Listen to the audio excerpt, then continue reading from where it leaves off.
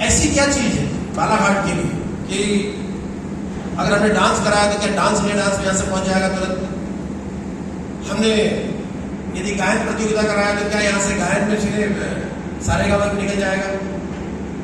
जब हमने इसका चिंतन किया, हमारी टीम जब हमने इसका चिंतन किया, हमें समझ में आया कि नहीं, शायद मेरे पिता का नाम गिरधारी लाल लल्लारे था, शायद गिरधारी लाल लल्लारे का बेटा नहीं निकल पाया, लेकिन उसका बेटा किसी स्टेज पर पहुंच गया तो वो सचिन तेंदुलकर भी बन सकता है भविष्य में, वो गायक भी बन सकता है, वो लता मंगेशकर भी बन सकता है, वो अमिताभ बच्चन भी बन सकता है। तो हमारा उद्देश्य था कि पहला स्टेज तैयार किया जाए, और पहला स्टेज होता है सबसे आसान स्टेज। अगर मैं कहूं कि सबसे आसान तरीका क्या है जिंदगी में अपने आप को खड़ा करने का, सबसे आसान तरीका वो है कर्तव्यों का बोध कराते अधिकारों का ज्ञान और शिक्षा से ही बन सकता है मेरा बालाघाट का बच्चा महान। Only education. क्यों?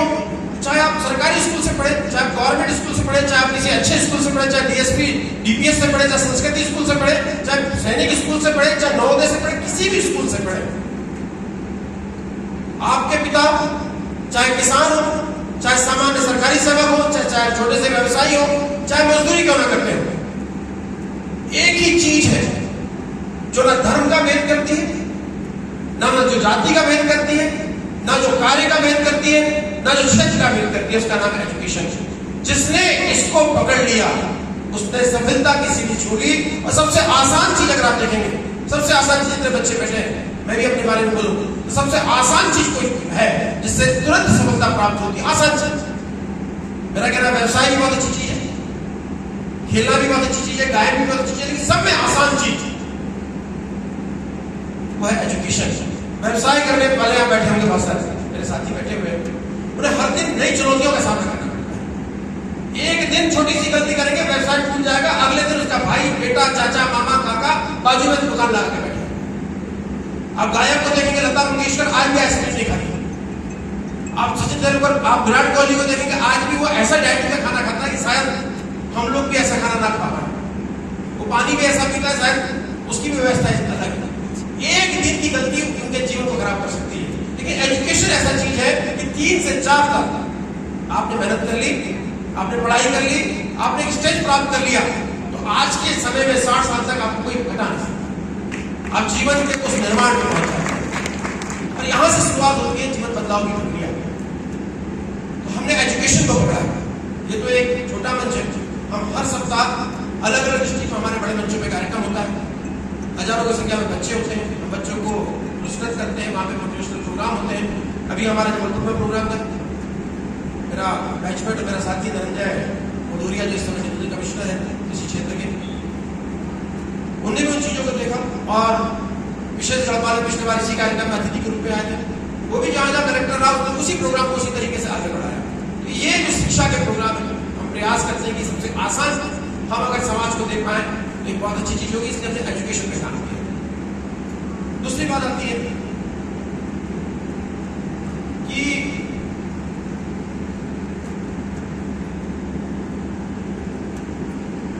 क्या एजुकेशन से हमारा भला होता है? आज हम 21वीं सदी में जी रहे हैं। जैसे गैलेक्सी ने बोला कि बहुत सारी चीजें ऐसी है कि केवल हम पढ़ाई के भरोसे में ना रह जाए। कल परसों में एक रील पर हम देखता हूँ कि अचानक से मेरे पास रील आ गई, शायद आप में से किसी ने देखा होगा। उसमें उसकी साथ में बड़ी लड़की खड़ी होती है बस स्टैंड में, वो बोलती है क्या कर रहे हो? बोले मैं गवर्नमेंट एग्जाम की तैयारी कर रही हूँ। फिर वो 5 साल बाद मिलती है, उसकी शादी हो जाती है, या कार्ड शादी होने के लिए कार्ड निकल, क्या कर रहे हो? गवर्नमेंट एग्जाम की तैयारी कर रही है, उसका बच्चा होता फिर मिलती है, बोले क्या कर रहे हो? गवर्नमेंट एग्जाम की तैयारी करती है, उसका बच्चा बड़ा हो जाता है, उसके बच्चे की शादी होती है, बोले क्या कर रहे हो? तो उसको गवर्नमेंट एग्जाम की तैयारी कर रहा हूँ, उसके नाती पोता हो जाते हैं, अंतिम में उसकी मृत्यु हो जाती है, तेरहवीं का समय आता है, पूछते हैं कि दादा क्या कर रहे हो? बोले गवर्नमेंट एग्जाम की तैयारी कर रहा हूँ। तो गवर्नमेंट एग्जाम की तैयारी में पास 1% भी लोग नहीं होते, 99% लोग तैयारी करते रहते हैं। आज मुझे मालूम है कि जो लोग आज से 20 साल पहले मेरे साथ तैयारी करते थे यूपीएससी की, वो आज भी कहीं ना कहीं संघर्ष कर रहे हैं, तैयारी कर रहे हैं। तो एकमात्र चीज एजुकेशन, बालाघाट के विचारों को बदलना पड़ेगा। इसीलिए आशीष जी, अमूल्य जी, ऐसे कई सारे लोग मेरे पास आए तो चर्चा की, तो हमारा निर्णय हुआ कि नहीं, अब हमें डांस इंडिया डांस में परफॉर्मेंस देना पड़ेगा। शीता विश्वकर्मा है ना जबलपुर की, मैंने 2 अवार्ड किए, सारे गाँव की विनर है। निश्चिता को भी दिलाया। हमें डांस इंडिया डांस वीडियो आपको सम्मान समारोह में आई थी। उसमें 2 बच्चे ऐसा डांस कर रहे हैं, मैंने डांस हाँ यहीं पे थी। यदि आपके पास वीडियो होगा आप डांस परफॉर्मेंस देखते हैं। बिजी थी थोड़ी सी,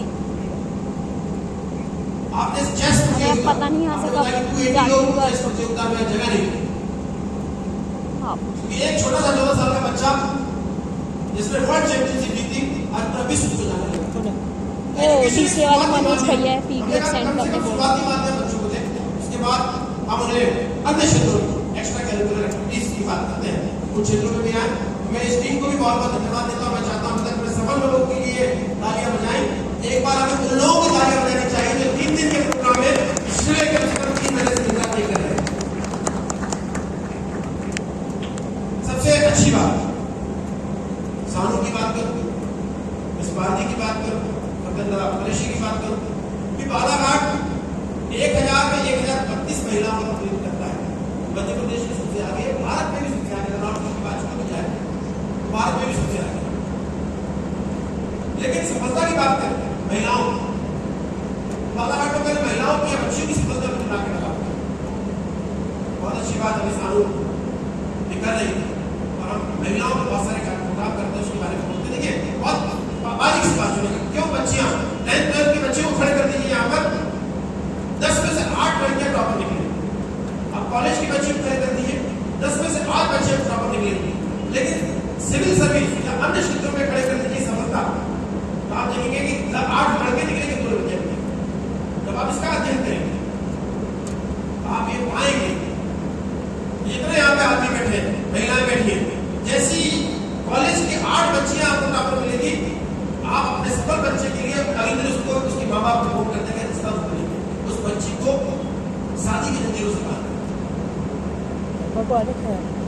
वो उसकी फूल की तरह होती है बेटियां। माँ बाप होते हैं जो कराती है बेटियां, एक कुल की लाज रखेगा बेटा, 2 कुलों की लाज रखेगी बेटियां। आपको समझना पड़ेगा, जैसी 23 साल की उम्र में बच्चियों की शादी करते हैं, वो बच्ची जिसमें योग्यता थी 99% वाली थी, आप देखिए जितने लोग 2 लड़के दिखे बाकी लड़कियां दिखी, उनमें योग्यता आप शादी करके जाएंगे तो क्या माँ बाप, सास ससुर, पति उसको ये बोलेंगे कि जा उस मुंह में जाओ 18 घंटे 14 घंटे 12 घंटे पढ़ ले, भविष्य में कुरैशी बन जाए। क्यों बोलेंगे पैर पर आप बनकर सबको नमस्कार कर, खाना खिला, पति को पहले खिला, बाद में सोने सबकी व्यवस्था कर। हमने अपने भविष्य को बनाने के लिए उसके भविष्य को जितने भी लोग अधिकारी बने, जितने भी लोग यहाँ बैठे हैं, उनसे एक रिक्वेस्ट करना चाहता हूँ कि बच्चियों को मौका दीजिए, उनको पढ़ने का मौका दीजिए। और अक्सर मैं प्रतिभा सम्मान कार्यक्रम में हमारे पास हजारों बच्चे होते हैं, मैं माँ बाप होते उनसे कहता हूँ कि जिन माँ बाप के बच्चे, जो बच्चे 90% से ऊपर से बनाते हैं, उनकी शादी की डेट कम कर दीजिए। जो बच्चियां 80% से ऊपर बनाती है, उनकी शादी की उम्र 27 साल से ऊपर कर दीजिए। जो बच्चियां 60% से ऊपर बनाती है, उनकी शादी की उम्र 26 साल के ऊपर कर दीजिए। और जो बच्चियां 60% से कम बनाती है, उनकी शादी जब करना है तब। क्योंकि इससे ये होगा, संदेश कैसे जागृत होगा, कैसे भी ये छोटा सा प्रोग्राम हमें बड़े मैसेज क्रिएट करेगा। मैं आप सभी बच्चों का बहुत बहुत आभार व्यक्त करता हूँ कि बालाघाट से आपने मेहनत की, आप निकले। मैं responsibility toward the society, this is my motivation. मैं जिस जगह से निकला हूँ, मुझे लोगों ने सहयोग किया है। शायद जब मैं तैयारी करता था तो हम किसी तहसीलदार से भी नहीं मिल पाते, हम मिलने जाते थे तैयारी कैसे करना, तो बाहर खड़ा रखता था, बात ही नहीं करता। उसी दिन मैंने सोचा था कि मैं कई पीएससी एग्जाम निकाली, मैंने इंटरव्यू नहीं छोड़ दिया, नहीं यूपीएससी निकालूंगा।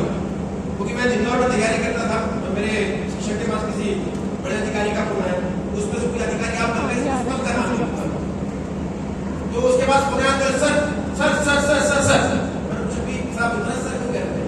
बोले मेरे बॉस का फोन आया। बोले बॉस कौन थे आपके? बोले कहीं कमिश्नर थे। तो मैंने कहा फिर ये नहीं बनेंगे, तो कमिश्नर ही बनेंगे। उस दिन इंदौर छोड़ दिया और उसी दिन दिल्ली चला गया। मैं हमेशा आपसे कहता हूँ कि अपनी जमी अपना आसमान पैदा कर, हो सके तो अपना विश्वास पैदा कर। अरे मांगने से कहा मिलती स्वागत, तू तो अपनी मेहनत से बालाघाट का इतिहास पैदा कर। और यह आप लोगों ने इतिहास पैदा किया। आप सभी लोगों को बहुत बहुत शुभकामनाएं बधाई देता हूँ कि आप लोगों के कारण ये चीज संभव हो पाई। मैंने कुछ चीजें इसलिए लिखी थी कि शायद जो आप लोगों ने बोला आप लोग बात कैसे हो। और एक ही चीज है बेटा मेरे जीवन में भी रहा, आज मैं आप ही के क्षेत्र का कमिश्नर हूँ, मैं आप ही के क्षेत्र का ऐसा बच्चा था शायद जिसको बैठने का मौका नहीं मिलता था, और आज ऐसा हो कि आपके बीच उम्मीद कर देती हूँ कोई भी व्यक्ति सफलता को प्राप्त कर सकता है। अभी जैसी बात हो रही थी सीए साहब बैठे हुए कि सर आप नागपुर है, मैं नागपुर आज नागपुर मैं deputy commissioner Nagpur joint commissioner Bombay चला गया, फिर मैं केंद्रीय मंत्री मोदी के साथ और उसके बाद गोपाल राव मंत्री के साथ बहुत अच्छे और सफल आदमी। उस दिन हमने डिसाइड किया कि ऐसा जिससे समाज में हम अधिकारियों को नेताओं को नेता बहुत ग्राउंड वर्क होते हैं, बहुत बदलाव करते हैं, बहुत रगड़ते हैं, बहुत मेहनत करते हैं, और कहीं ना कहीं हमारे समाज में जो सफलता का है ना, आज तो आपने सफलता प्राप्त की, अब आपकी असली जर्नी स्टार्ट हो। आपके माँ बाप आपके साथ थे, आपके भाई बहन आपके साथ थे, आपने बोला कि मेरी सफलता नहीं होगी, सफलता हम उनकी सफलता को साथ में दोस्त साथ में यार साथ में, अब कोई साथ में नहीं होगा। जब ऑफिस में बैठ के ख्याल चेक करोगे कोई साथ में नहीं होगा, आपकी पैन होगी, आपका दिमाग होगा, और आप होंगे। एक डिस्ट्रिक्ट में हजारों लोग खड़े रहेंगे, हजारों पत्रकार खड़े रहेंगे, हजारों मीडिया खड़े रहेंगे, हजारों आपके अफसर खड़े रहेंगे, किसको हटाओ यहाँ से, हम लोग बैठे। अब असली शुरुआत बस मैं आप लोगों से एक ही चीज कहता हूँ, हमेशा कहता हूँ कि ये प्रोग्राम इसलिए है कि मैं आप लोगों पर रिस्पॉन्सिबिलिटी डाल सकता हूँ। मैं बुढ़ा होते जा रहा हूँ, हम बहुत प्रोग्राम कर चुके हैं, ये प्रोग्राम में मैं आपको रेडी कर रहा हूँ। ये समझ जाइए कि आपने इस प्रोग्राम में थोड़ा सा नमक खा लिया है, अब नमक अदा करना है इस जिले का, और मौका जब जब मिले तो जिले के लिए खड़ा है, इस जिले के लिए काम करना है। हम लोग मेरे विषय 2008 में निकला, विशेष आया 2008 में निकला, विशेष निकला, हमारी टीम है, तो मेरे परिवार में 19 लोग हैं जो सिविल सर्विस में कम से कम 9 निकले हैं जो सीनियर पदों पे है, और सभी मिलकर अलग जगह पे काम करते हैं, कोशिश करते हैं कि ये काम हो जाए और प्रयास करते हैं। कोई बात नहीं होता है, लगातार प्रतिभा सम्मान करते हैं, आलोक संस्था करते हैं। वही बात चीटी वाली बात हरिवंश राज बच्चन की बात थी, उसी बात से मैं अंत करूंगा। क्या सफलता एक चुनौती से स्वीकार करो, क्या कमी रहेगी देखो सुधार करो, जब तक सफल ना हो नींद चैन सब त्यागो तुम, संघर्ष का मैदान छोड़कर ना भागो तुम। विशेषकर वो 10वीं 12वीं के बच्चों जो टॉप किया है, उन बच्चों के लिए जो बैठे हुए जो अभी सफल नहीं है, क्या सफलता एक चुनौती से स्वीकार करो, क्या कमी रहेगी देखो सुधार करो, जब तक सफल ना हो नींद चैन सब त्यागो तुम। जिन बच्चों ने किया है, अगर इनकी वास्तविक जर्नी की बात करोगे तो रात रात दिन रो पड़ते थे, 5 बार इंटरव्यू फेल हुए, 4 बार इंटरव्यू फेल हुए। आपको विश्वास नहीं होगा कि जब मैं तैयारी करता था और मुझे बोल दिया गया 3 साल बाद कि पैसे नहीं, मेरी माँ को पेंशन मिलती थी, या तो नौकरी ज्वाइन कर लो, एसएससी एग्जाम छोड़ दिया, पीएससी एग्जाम छोड़ दिया, करें क्या? मेरी दोस्तों ने जो अभी कई जगह पे कोई डिप्टी कलेक्टर है, कोई कलेक्टर है, कोई कमिश्नर है, उन लोगों ने मुझे छोड़ना सहयोग किया। और एक ही चीज बताई जो मेरे अपने जीवन में मैंने सीखी, उसी हरिवंश राज बच्चन की कविता जो बार बार हम देखा करते थे, सामने हमारे पुलों में हुआ करती थी। आज मुझे याद आ रही है बातें सुनकर, कि सफलता एक चुनौती से स्वीकार करो, क्या कमी रहेगी देखो सुधार करो, जब तक सफल ना हो नींद चैन सब त्यागो तुम, संघर्ष का मैदान छोड़कर ना भागो तुम। बिना किए ही जय जयकार नहीं होती, क्योंकि कोशिश करने वालों की कभी हार नहीं। कोशिश करें, प्रयास करना। और जो बच्चे अभी अपनी इच्छाओं को पूरी करना चाहते हैं, अभी उस पदों पर ही पहुंचे जहां पहुंचना चाहते हैं, मेरा उनसे निवेदन है कि बिल्कुल प्रयास करें बेटा। आप लोगों ने बहुत बड़ी सफलता प्राप्त की है, भविष्य आपके साथ है, आपके आजू बाजू के लोग। हम नवोदय जाकर के बिहार के चला रहे हैं, यहाँ पे 39 कक्षाएं, देश में 310 कक्षाएं लगेंगी। हमारा संगठन आलोक उज्ज्वल इसमें काम कर रहा है, और वो बच्चे हम चाहते हैं कि गाँव का बच्चा नवोदय में आ जाए। उसको आपने सुना होगा किसी नेता ने कहा था कि ऐसा मशीन बनाए कि आलू डले और सोना निकले, शायद ऐसा मशीन बने ना बने, लेकिन नवोदय जैसी संस्थाएं बनी है उन गरीब बच्चों की, जिसमें गांव का आलू जैसा बच्चा जाएगा तो 12वीं के बाद वो सोना जैसे चलोगे। इतना मेरा मानना है। इसी दिशा में हम लोग काम कर रहे हैं, इसी दिशा में हम लोग आगे बढ़ रहे हैं। मैं आप सभी आयोजकों का बहुत बहुत धन्यवाद व्यक्त करना चाहता हूँ, मैं सहयोगों का धन्यवाद व्यक्त करना चाहता हूँ। और आशीष जी अगली बार और ताकत से काम करें, देखिए बच्चे होना चाहिए आज के कार्यक्रम जो मैं मिस मान रहा हूँ, हम और ताकत से काम करेंगे।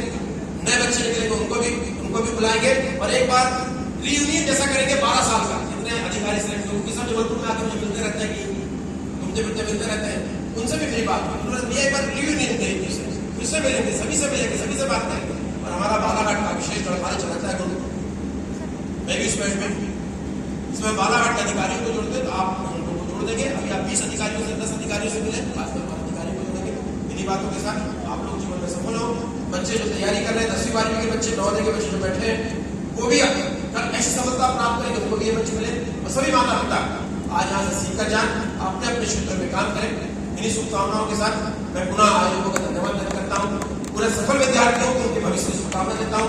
इन्हीं बातों के साथ एक बार जोरदार मेरे साथ बोलिएगा, बोलिए भारत माता की। बहुत बहुत धन्यवाद। बहुत